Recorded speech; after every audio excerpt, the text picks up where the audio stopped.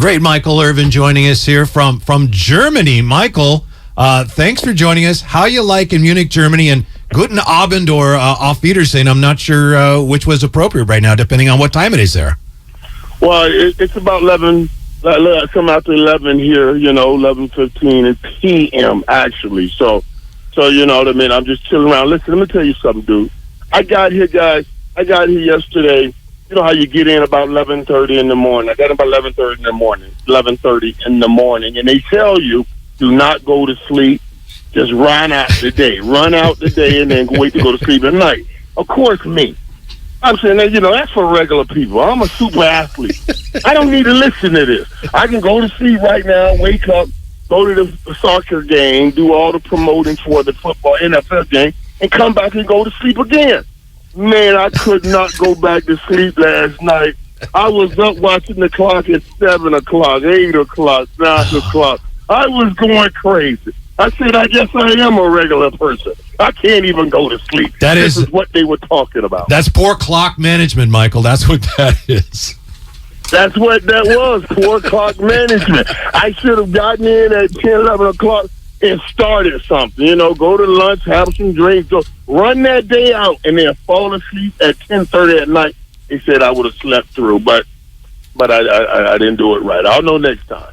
Do you think if you had handled the clock a little better, you might be the coach in Indianapolis today? Ooh. That's a good one, buddy. That's a good one. And a great way to ask the question. You know what I'm saying? And it seems like anybody can get the job. Now, I love Jeff Saturday. I think he's a great dude. He's a great guy. He's done great work over at ESPN, but we know that's sort of the same story, getting those opportunities, who gets those kinds of opportunities. And I don't see how they don't think when something like that happens, even when it happens in Indy, how do they not see that Brian Flores is going to try to pull that right in his lawsuit, even though the lawsuit is Miami? You see what I'm saying? Mm-hmm. He's going to say that's exactly what I was talking about. That's exactly what that I was talking about, and it's permanent. And it's throughout the NFL. Michael, this is, I know, kind of a layup, but a lot of people around here are wondering about Odell Beckham Jr. and maybe a fit with the 49ers. And I know where you're going to go here. If you were Odell Beckham Jr., where would you play? Oh, no. And, listen, this is a great question. That's a great question also because the truth of the matter is Odell wants to go and play for a contender, right? There's no doubt. And San Fran is a contender. Dallas is a contender. Philadelphia is a contender, but probably not interested because they're pretty set. So it does come down to Dallas or San Francisco. And either one of those guys, either one of those teams, I think he would be happy. Now, to be honest with you, I know Odell and talk with Odell when he was in New York and certainly in Cleveland. And way back in those days, we've had conversations about him playing for Dallas, and he always wanted to play. He talked about how it would be nice for him to play for Dallas because a lot of his family is in Dallas, and he's had such great games against Dallas. And I try to use that in any kind of recruiting form. I said, man, if you had great games playing in AT&T Stadium, imagine the kind of year you can have if that's your home stadium. And you can put 8 of those or 9 of those on the season together. You could have a hell of a season. But either one, he couldn't. It would be great. And I'm going to tell you something. It'll be one of those two. From the 49ers standpoint, do you think they need him? How much do they need OBJ? OBJ puts either team over the top. Over the top. Now, if you want me to sit here and say you cannot use OBJ, that would be absolutely incorrect. And the good thing you have is the offense, he's already gotten it. He was in it last year. You know what I mean? He knows it. It's the same thing. You may have a few things change here and there, but it's very, very, very similar if it's San Francisco, and that may weigh in on his decision. What, though, do you think would be the best football fit for him? If really what he just wants to go to is a contender, what's the team that plays the style that is most conducive to him thriving? Okay, now, honestly, if you want to say that, I would have to say that's San Francisco, because he was going to get MVP in that Super Bowl. If he would have stayed healthy and continued playing, he would have ended up, I believe, with the MVP of that Super Bowl. That's how good he looked. That's how well he was playing in that system. Now, that was with Matt Stafford, who wants to go up the field probably too much and throws too many interceptions going up the field, as opposed to being Geno Smith, who probably doesn't want to go up the field as much. You see what I'm saying? So he has to win. I got the offense down over here, and I know it fits my skill set over here. But I got this quarterbacking in San Francisco. Will I have a better opportunity catching more plays, catching more passes, and more opportunities up the field if I'm in Dallas? And I say he would. Michael, the 49ers are playing the Chargers, and of course when they played the Chargers in the Super Bowl years ago, they got there by beating you guys in the NFC title game. And it sounds like you're thinking we're headed for another Cowboy 49er NFC title game. And Ray doesn't want me to ask you this, but is it possible that in that NFC title game that the officials missed a PI on Deion Sanders, that maybe he interfered with? Is it possible that they... You want to just live in my pain area, huh? And that's sort of, that's like rubbing salt right on in that old wound on the scab that ain't all the way healed yet, Every day I deal with that. Every day. That Super Bowl 29 that was in Miami was my MVP Super Bowl. It was my MVP Super Bowl.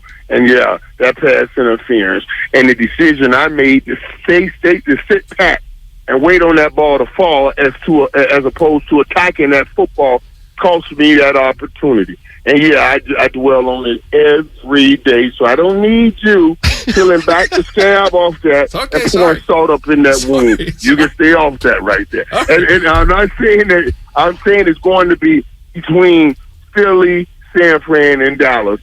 Those three teams. Two of those three teams will be in the NFC Championship game. The 49ers play the Chargers this weekend. And I'm hoping Philly and San Fran run into each other, and we only have to go through one of them. Yeah. Because going through two would be difficult.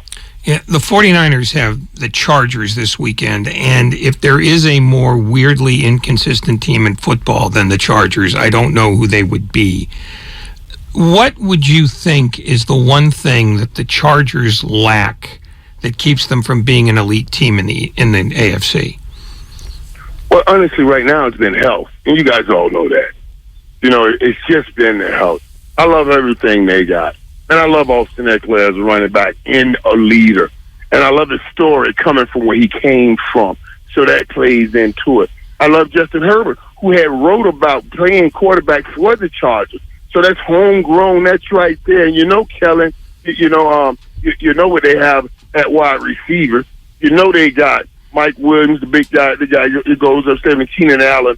So they got talent. They got it everywhere. It's just that they haven't stayed healthy. That's the big thing for them. They haven't stayed healthy, and they haven't found that groove where they can take off, win 7, 8, 9 games in a row and feel real good about themselves. They just haven't had that moment. Michael, it looks like the Niners may be getting healthy. Fingers crossed. Eli Mitchell should be back soon. Debo's going to be back soon. So now that they got Christian McCaffrey, they get those guys back. I mean, how much better do you expect the 49er offense to be the rest of the season? Well, listen, man, I expect them to be much better the rest of the week, the rest of the season, headed on in as you work Christian McCaffrey in more and more. I expect this team, boy, to take off and go to a new level. And that's what was so incredible, even about the game he had a couple weeks ago. Because it states, okay, look at what we got here. This is our talent. This is our guy. We got this kind of gift on our side. Let's do our part now. We got all the help we need. And I think, man, that's the role for them. They take off from here. No doubt they take off from there. So I can't wait to see what it's going to look like with Debo on the field, with Christian McCaffrey, and everybody ready to go. You being in Germany for Seattle, Tampa, raises the question of whether the Bucs have to win this game to stay even thinking about a deep run in the playoffs. Do you see it that way, or do you think they're just about to get right? No, this game is the determining factor on all of that. I'm telling you, Ratto, and listen, it has to be that first quarter. That first quarter will tell you everything. Because think about this, and I know nobody talks about it, but let's just be real. Let's just talk about it. His divorce went final last Friday. You know what I'm saying? God bless the poor man. I don't know how he went through playing football with that going on. Y'all can stop playing. Y'all see people, you've seen people going through a divorce, and you see what it does. It rips them apart. It rips them apart. And they ain't even playing football. I don't know how the hell he was trying to play football with that going on. God bless him. God bless his family. Hopefully somewhere down the line they can get it back together. But for now, that piece is behind them. And then he comes out Sunday and he has a game. And it wasn't going well. It wasn't going well at first. And then he has a patented game-winning drive. His 55th game-winning drive, most ever, the most by any quarterback in the history of this game. He takes sole possession of first place. He comes to that podium. He looked like a whole new dude. Now, this first quarter, guys, this first quarter right here in Germany will tell, because they want to say right now, okay, it's all behind us now. We got to move forward. If they have early success, they'll ride that out, and it'll become their reality. That they now it is all behind them, and we're moving fast. We're going to do what we want to do now, and we're going where we want to go. But if they have early struggles, they'll start questioning themselves again. That's why it's so important. That first quarter will tell you everything. Are they going or are they not? You'll find out in those first few series. Catching up with the playmaker, Michael Irvin. He's in Germany getting ready for Tampa Bay and Seattle. So how about those Seahawks, Michael? I know that you are solidly behind Geno for most improved player, but how do the Seahawks look like such a solid team when no one was expecting much this year? Man, I mean, they look incredible. They look incredible. And I'm going to tell you, I said now, everybody says, oh, see what Pete Carroll did. He got rid of one of these quarterbacks and found him another one, and look how well they're doing. Trust me, Green Bay's looking at that because I've been saying they're trying to get rid of Aaron Rodgers. I'm just telling you. That's what, that's what's going to happen. I also said Geno is playing incredible. And you know what? I was joking. I was having fun saying, but what I was saying I wasn't lying. And I said, for Geno, the greatest thing for Geno, and you see how he's playing now, is he got the hell away from New York. This man came to New York.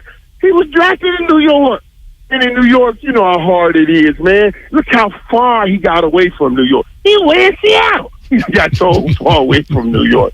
Those people in New York, because they drag it. They drag it no matter where you go, what you do. You're not trying to get some street meat in New York. Geno, you suck.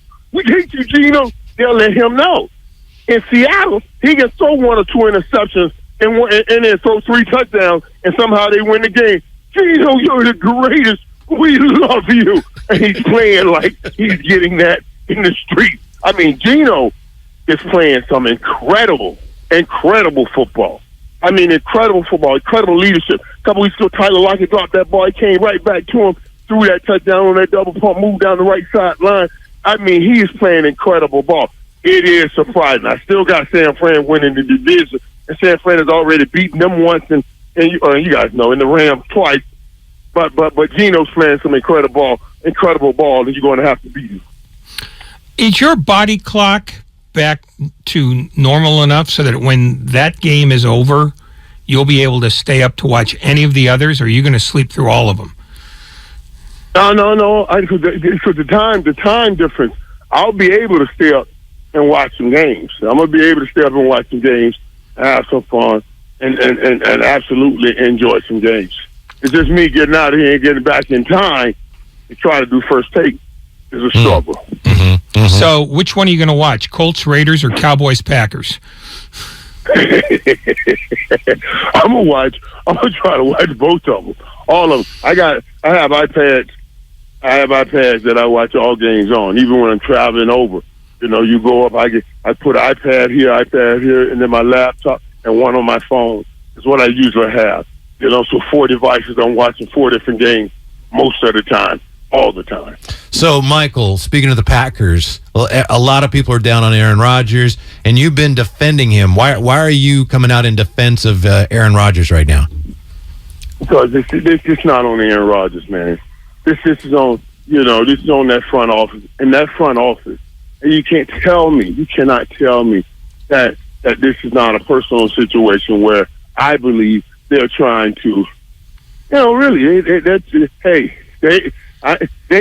can't wait till the end of this Aaron Rodgers era come, and I felt like this right at the end of the Brett Favre era, because the guy, he has so much control over the team. The last couple off seasons, we've been in limbo about what Aaron Rodgers is going to do, but they can't do anything until Aaron Rodgers tell them what they're going to do. Nobody wants that kind of control. We are dealing with control nuts. That's what these people are. All of them. They're control people. That's what they want. They want total control. I've had a coach tell me one time, Mike, we just think you got too much. We think you have too much control over the team. We want to start playing you less and sitting. I said, are you joking? You guys are tripping. We just won 3 Super Bowls and 4. And you, but that's how they are. That's how they are. That's what happened in Seattle when they didn't hand that ball off to Marshawn Lynch. They want it. They think that's control. They want to see. They didn't want to be able to determine who gets MVP in the Super Bowl. Football doesn't go like that. You can't make a predetermination. You got to go with what the game says. And right now, I believe there's something going on in hot Green Bay. How do you tell me you don't go get them some help? You don't tell me, well, they beat us for Claypool, and the Waller package costs too much. What, they want you to throw in another 5th rounder or 4th rounder or 6th rounder? Who cares? Aaron Rodgers ain't going to be around. And the guys you just drafted in the 2nd round, in the 3rd round, in the 4th round ain't working. So give up the 5th round and get them some help. That's all I'm saying. The reality is the reality. In the last couple of weeks, there have been a ton of rumors about athletes and movie stars who want to buy into the Washington Commanders when they go up for sale. We've heard Kevin Durant. We've heard Matthew McConaughey. We just heard the owner of the Boston Red Sox. When's your name going in? My name's not going in there. My name's not going in, and I'm going to tell you something. Everybody else, y'all get y'all name out of there. Everybody, I don't know. How y'all think y'all going to win this bid? Who think they going to win this bid? Let me tell you something. When you saw that first Thursday night game, and you saw that date night, they showed it on the first Thursday night game. They showed Roger Goodell and Jeff Bezos right there talking on date night. That was date night. What you think they talking about? Who you think go on that team? Stop playing, people. Let's stop playing. You going to outbid Jeff Bezos? Let's stop playing, man. Jeff Bezos going to get the team. And in the NFL, whenever they bring you in there, because they don't want nobody leveraging these teams and leveraging these teams. So they go through your finances with a fine-tooth comb. You got to come, and the whole board, everybody goes through your finances with a fine-tooth comb. When Jeff Bezos comes in there, they're going to say, don't worry, we're not even going to check. You good. You just don't say you good. Ain't nobody else they going to say you good like this right here. You good, buddy. That was the date night, that Thursday night. That'll be Bezos' team. And didn't you? Go ahead. And Aaron Rodgers may end his career in Washington, which I really don't like because of got to play Dallas. But that's where he may end his career. That's what I was going to ask you. One more here for me. Justin Fields playing great lately. So is it fair? I know Trey Lance is hurt. There's nothing he can do. Is it fair to suggest maybe the 49ers took the wrong quarterback and maybe they'd be better off if they had Justin Fields right now? It's too early to say that. Okay. But he is playing great. It's too early to say that. But he is playing great. Last Monday, I had so much fun with it. And I titled my playmakers, Keep It Spinning and Breaking Records. Keep it spinning and breaking records. Keep it spinning and breaking records. What I meant by that was I picked the 3 guys because, you know, I always try to reach out to guys that are coming in the league, especially if guys had any kind of challenge on the field, off the field, whatever, just to let them know that I'm a sounding board, man. If you need help, you want to talk about anything on here, whatever, you know. And I always try to do that. And I got a chance with Joe Mixon, got a chance with who really hadn't met Justin Fields, but all three of those guys had challenges on and off the field. And last week, all three of them set records. So I was just trying to encourage my brothers, and we're all looking, and we're proud of them, and I want them to keep it spinning and breaking records. Just keep doing it. Keep it spinning. Keep doing what you're doing, and keep breaking records. A lot of people didn't give you this chance. Nobody thought Justin Fields could do what he did. Maybe the 178 yards, but not throw for 3 touchdowns like he did last week. So that was just, it's my way to try to encourage those young men to keep doing what they're doing, man. You guys always hear me talk about distance travel. They travel great distance, and we should all be proud of them. Michael, before we let you go, how's the podcast coming? I understand you had Chris Olave on. You have another podcast dropping soon? Yeah, man. Listen, dude, it's so funny you say, oh, man, that's great. And I didn't even tell you guys this, and we'll go back to back with that. That's great, because I talked about how encouraging I wanted to be those young dudes. Mm-hmm. And now today, I did a podcast today. I talked today with Ryan Leaf, though. Let me tell you something. I guarantee you don't want to miss it.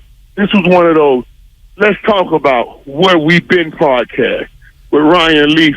And I asked him, I said, Ryan, I can go back on my life, go over the mistakes I made, the bad decisions I made, man, and the dumb things I did. But I can also point to the one dude that I call my miracle on my journey. That dude that said, hey, we're going to get this right. We're going to do this, you know, I'm going to be by your side.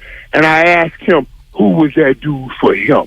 And he said, man, it was my cellmate. It was his cellmate. I mean, it's a deep story when you talk about his cellmate. Dude, you in prison. And he said this dude was really by bettering himself in this little room, this little wall, made him start understanding that, hey, in order to better yourself, you're doing it for other people. And he's just a whole different dude, man. We had a great conversation that you really don't want to miss. If you got any kid that have ever struggled or gone through anything or any situation, you make sure they listen to that podcast, because that'll tell them a little bit about trying to work their way out of it. That's incredible. Michael, thanks for your time. Have fun in Munich, and we'll talk to you soon. All right, guys. Yeah. This is interesting over here. I'm telling you, it's interesting. It's amazing. They had 3 million requests for tickets. Wow. You joking? 3 million requests for tickets. You think the NFL gonna leave all that money over here? You think they nowhere in the world? Them dudes know how to make money. They coming to get all that money. Them 3 million people that we only gonna get by 70,000 on this time, but they coming back for them other 2.9 million people. I guarantee you, 2.99 million. They'll be back for them. And that's why you need to buy into the Commanders. Hey, I wish, but that Jeff Bezos team, and they're gonna be, hey, watch when it happens. We're gonna come back on and talk about this. We're gonna have fun talking about it. I'm up for it. Thank you, Michael. Great stuff. Have All fun. right, guys. Yeah. The playmaker, maybe a little sleepy Ray, but my goodness. Oh, yeah, he today. was exhausted. A time change thing in Munich. I guess it can catch up with you. It doesn't sound like it caught up with him at all.